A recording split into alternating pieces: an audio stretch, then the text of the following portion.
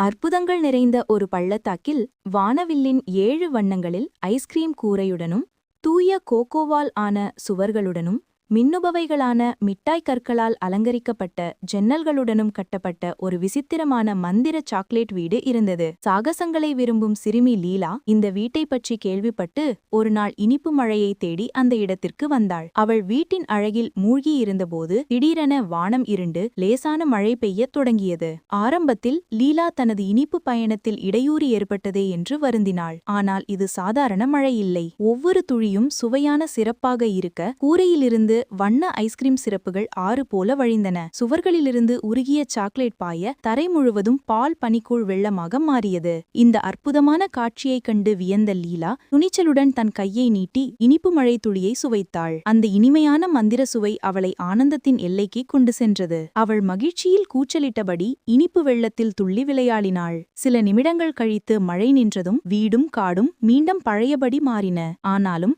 லீலாவின் இதயம் அந்த இனிப்பு சாகசத்தின் நினைவாலும் அவளது கைகளில் ஒட்டிக்கொண்டிருந்த சாக்லேட் சுவையாலும் நிறைந்து காணப்பட்டது. அன்றிலிருந்து ஒவ்வொரு சவாலான சூழ்நிலையிலும் எதிர்பாராத மகிழ்ச்சி ஒளிந்திருக்கிறது என்பதை அவள் உறுதியாக நம்பினாள்.